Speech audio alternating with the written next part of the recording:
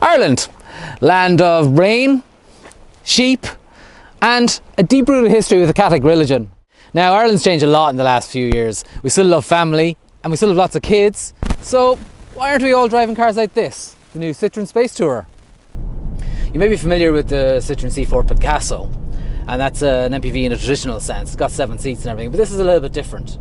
This car was co-developed with Peugeot and Toyota, and actually all of them also sell van versions, which give you a bit of a hint of where it comes from. So the big upright rear gives away the van roots, and the downshot of that is actually this huge tailgate. Look how much room you need to open it. So you need to be careful where you park it for sure. Thankfully there's a glass section which opens separately. You can just drop the shopping in. Now the upshot of the van profile is the size of the interior. It is huge in here. There are 8 full-size seats, 8 adults you can fit in here, or if you wanted, you could actually fit 7 child seats in. And in fact, in the back, there are 2 rows of 3 ISOFIX mountings. All of these seats tilt and they slide as well, so you can change the space as suits.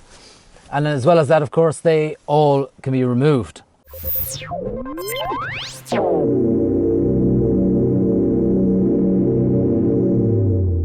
And as you can see, you can effectively turn it into a van by taking all the seats out, but then you need to find a home for these.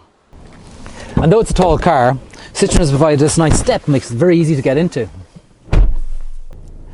When you do get inside, you're set up about the same height as a Range Rover driver, which means you have great visibility of the road ahead. That makes it feel a little bit like a van maybe, but the design doesn't. It's a very modern van if it is. You've got this, quite upright dashboard, you've got lovely climate control here, you've got a touchscreen system here, of course, sat-nav, which not very many vans have these days. The instruments are quite attractive. There's a good onboard computer in there. There's a nice multifunction steering wheel. All the switchgear is quite tactile. You got a really funky gear shift here. It's almost square, a bit like the Citroen C4 Cactus actually, which is quite nice. And everywhere around you look, there's storage. There's a massive storage storage box up there. There's a big glove box here.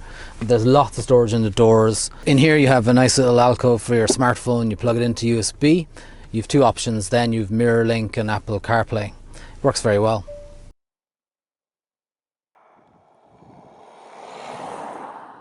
Importantly for buyers of this car, it's very comfortable. It rides well, suspension's nice and soft. It's pretty refined as well. We've got the entry-level 1.6 litre diesel engine here, which is low running costs. It's very economical. It's adequate performance for the type of vehicle it is. But if you're going to be filling up all those seats, we'd recommend going for the 2 litre 150 horsepower engine maybe. Now you don't expect all this space and all this capability to come cheap, do you? This model is about €39,000 as you're looking at it here. But it sounds like a lot of money in comparison to say a BMW 5 Series or an Audi A6, but remember the seating this has, the space it has, and actually have a look around for rivals. There aren't that many. There's an Opel Vivaro Combi, which is close, but that's even more van-like.